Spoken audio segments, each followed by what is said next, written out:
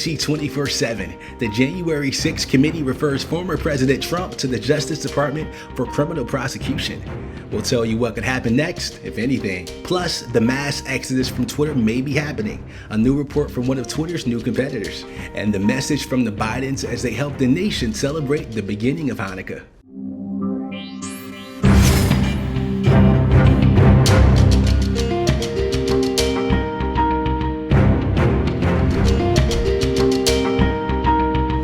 Welcome to AC 24/7.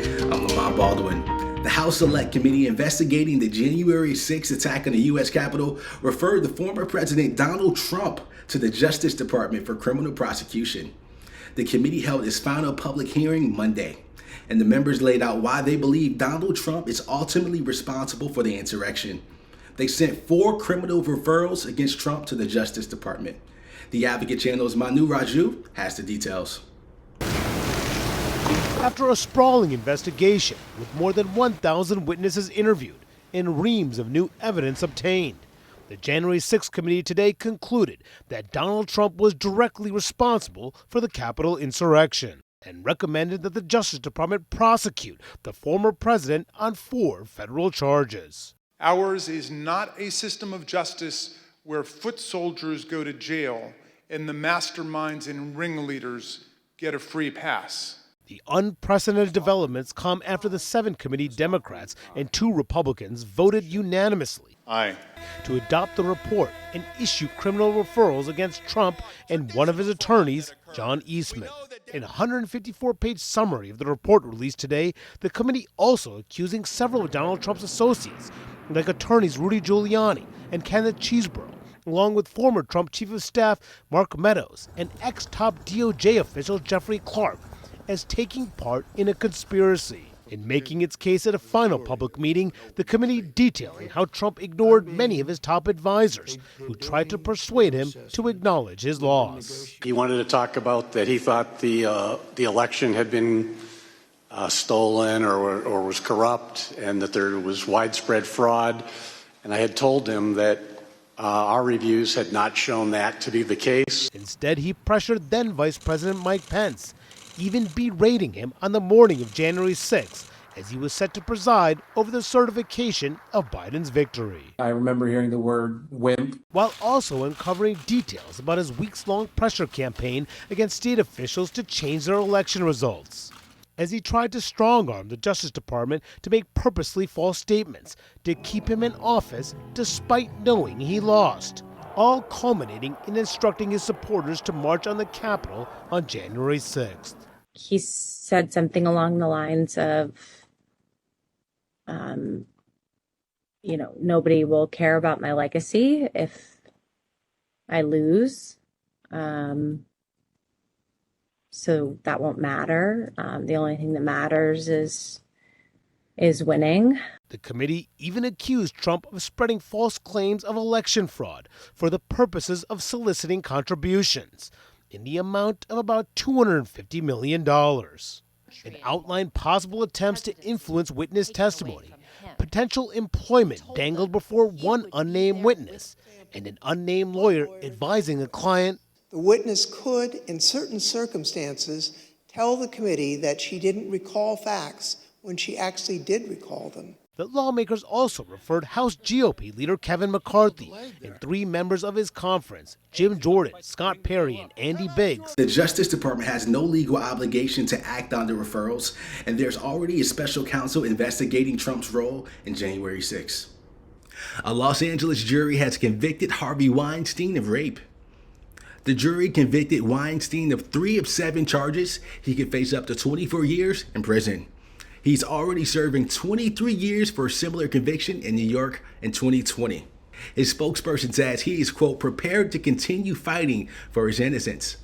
Weinstein's accusers inspired others to share their stories of rape and sexual misconduct, forming the Me Too movement.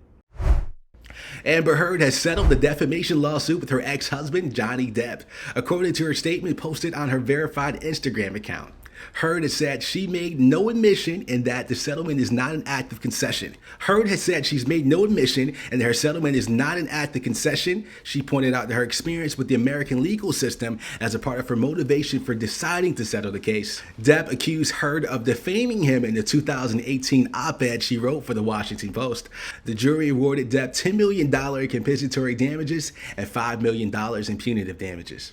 Twitter's biggest competitor is now growing in size. Last month, Mastodon expanded from 300,000 users to 2.5 million. That's according to Mastodon's founder, who released a statement saying the platform is focused on boosting its software to help more of its expansion efforts.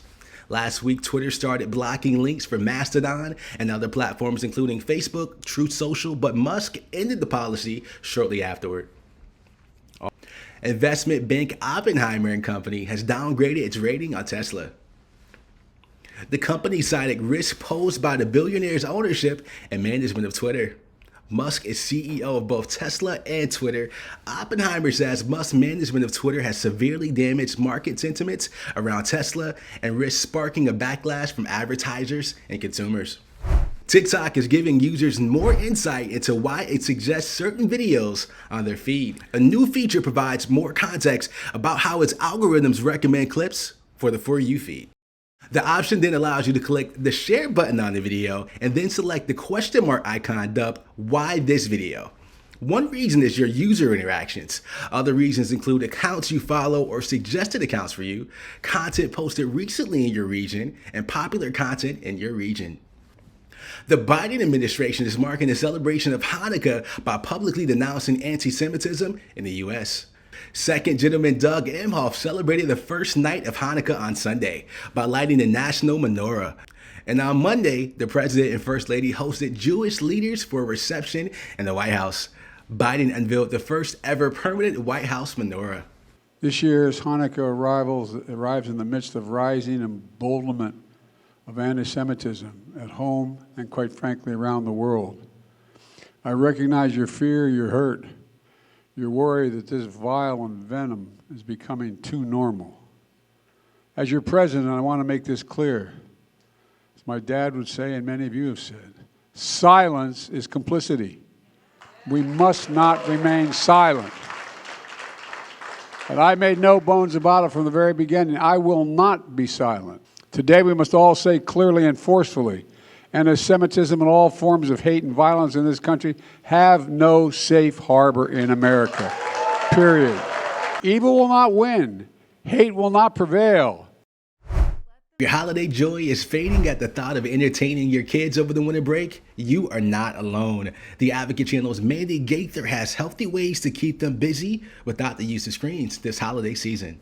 School is out and kids are home for the holidays. What now? It's important to kind of have a plan of what you're going to do with your kids. Cleveland Clinic pediatrician Gina Robinson says to let them sleep in some, but try to keep them to a regular schedule so as not to throw them off when it's time for school again. She says keeping them entertained should not include loads of extra screen time, while a little more than usual is acceptable over the holidays. Robinson says it's important to set a limit. If your kids know beforehand that there is a time for screens and there's a limit on screens, then it doesn't tend to be such a big battle in the moment.